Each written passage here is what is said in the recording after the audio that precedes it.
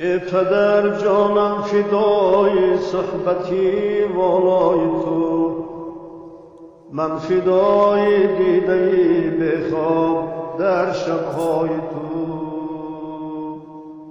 صبح صادق گردنی شیطان شکستنهای تو، دل فدای هر دو دستی صبح دم بالای تو.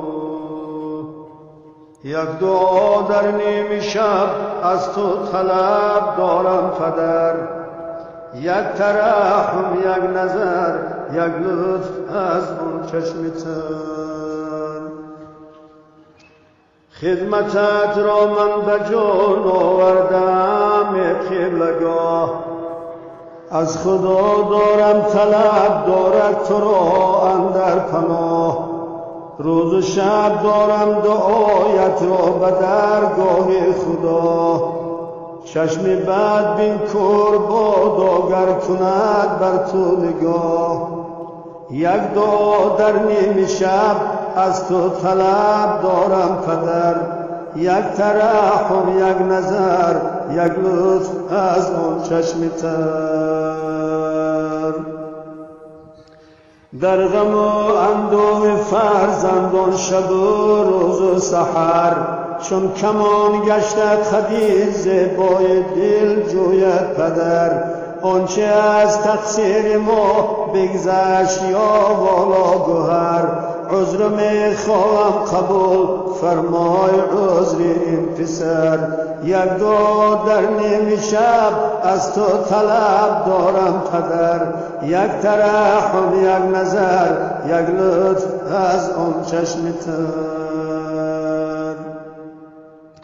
گرچه کم بودی زی دستی این فقیر بسیار شد، لیک از کوتاهی این خدمت خودش بیزار شد.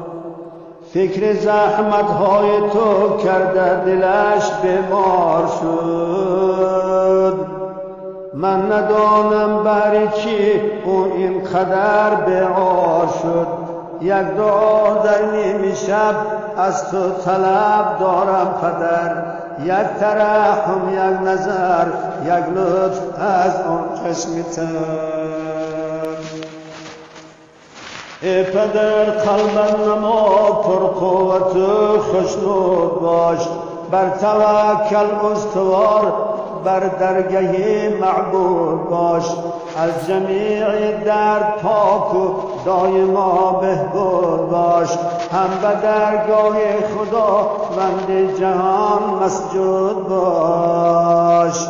یک دعا در نیم شب از تو طلب دارم پدر، یک ترحم، یک نظر، یک لطف از آن چشم تر. آن ثوابی خوانیشم بادا برایت ای پدر، خدمتی تعلیم و قرآن در سرایت سر به سر. رنج دشمن، رنج غربت، رنج محنت در سفر، رنجشی به خانگی، به منزلی و در بدر. یک دعا در نیم شب از تو طلب دارم پدر، یک ترحم، یک نظر، یک لطف از آن چشم تر. قیمت و قدرت ندانستم پشیمانم هنوز، در غریبی گشتم با آه و افغانم هنوز. در درون سینه چون جوشیده بریانم هنوز، از خجالت مندیم با چشم گریانم هنوز. یک دعا در نیم شب از تو طلب دارم پدر، یک ترحم، یک نظر، یک لطف از آن چشم تر. خدمت کردی برایم روز شب در راه حق، رنج بردی به عدد، علم و ادب دادی سبق. وصف شیرینت نمودم ای پدر بای نسخ، ثبت کردم نام پاکت در کتاب و در ورق. یک دعا در نیم شب از تو طلب دارم پدر، یک ترحم، یک نظر، یک لطف از آن چشم تر.